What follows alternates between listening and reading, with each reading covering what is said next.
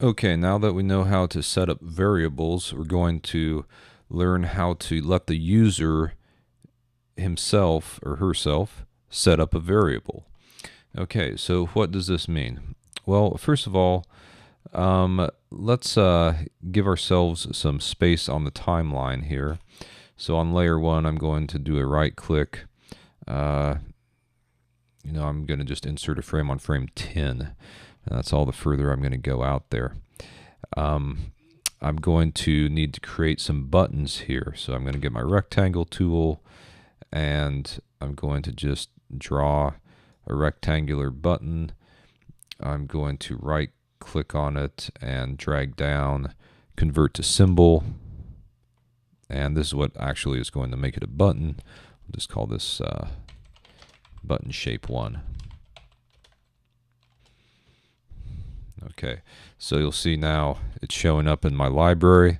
So pause the video, get yourself a button shape. Okay, moving on. Going to now drag out 2 button shapes.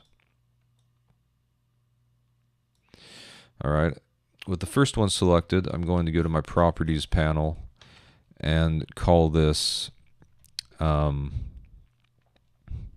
well, any name will do. Let's go Alice. And this button I'm going to call Roy. Okay. And I'm going to correspond those to the variables that they set. Okay. So what I'm going to do is on frame 10 here, because I'm going to let frame 1 through 10 run, just so you see that this is changing. I'm going to put my playhead on frame 10, select Alice, the button Alice, and click on my code snippets. Okay. For this one, we're going to use event handlers, and I'm going to say mouse click event, double click on that, and my code pops up. All right. Now, what will happen here by default is that there'll be output that says mouse clicked. In this case, I'm going to do, well, actually, first of all, let's do a test run. I'll just show you what's going to happen. So here, if I do a mouse click, you'll see in my output, it throws up mouse clicked. Okay. Also, I'm noticing that it's continuing to loop. I know that because it keeps printing out my name. So there's one other thing we have to do here, right? We have to put a stop on this frame 10. Okay, I almost forgot about that. So on that frame 10, let's go to the code snippets again. And on the timeline navigation, double click stop at this frame. Okay. So now let's try that again. Okay. When I click on this Alice button, mouse clicked, mouse clicked, mouse clicked. That button, the output continues to say mouse clicked. And I think this probably goes without saying. It probably doesn't. I'm going to go ahead and say it. If you aren't seeing that output in the window menu, go down and select output. Make sure that you have that docked nearby your Actionscript and your code snippets. Okay.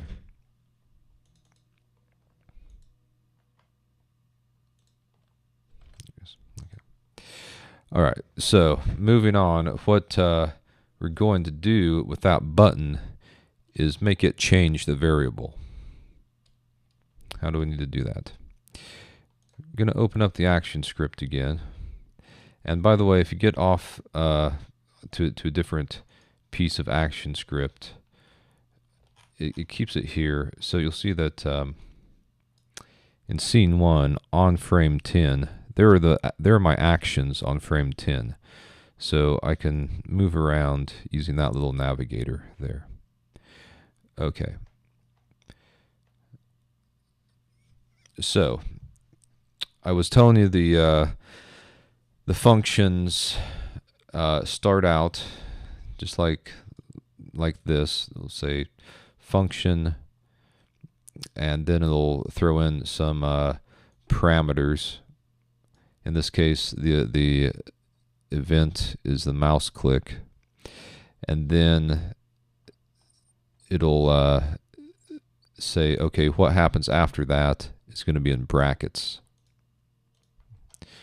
So before we do anything else, we're going to add within these brackets is a change to the variable called student.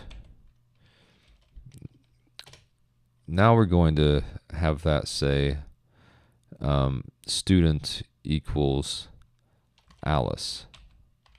Oops, in quotes. And then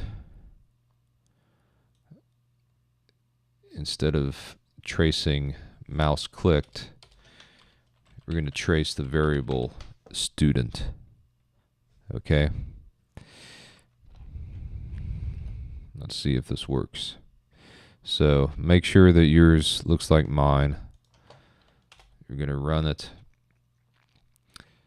And when I click on it now, that'll output Alice. And you can probably guess where I'm going with this. I'm going to select the button called Roy. Again, making sure that I'm on frame 10, which again is the frame with the stop on it. And I'm going to get my event handler called mouse click event. Double click on that. Okay. And here I'm going to say the variable student equals Roy in quotes, semicolon to end the statement.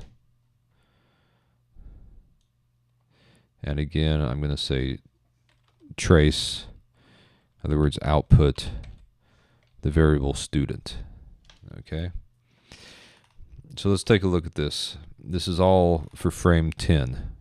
For frame 10, and by the way, we could throw this stop command up at the top. That would seem to make more sense. Okay. So for frame 10, we have the stop command. It stops.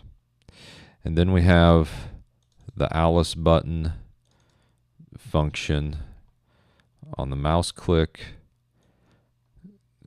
The variable student equals Alice, and it prints out the variable student.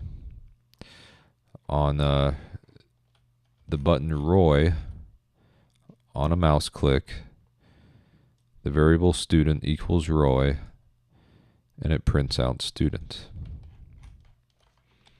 So up to this point, we can now click on the top button to set the variable to Alice, the bottom one to set it to Roy. Okay, so we've just done our first lesson in interactivity, giving the user the ability to set variables using the buttons. Okay, so make sure that you are able to do this in this video. Have this down before you go on to the next video.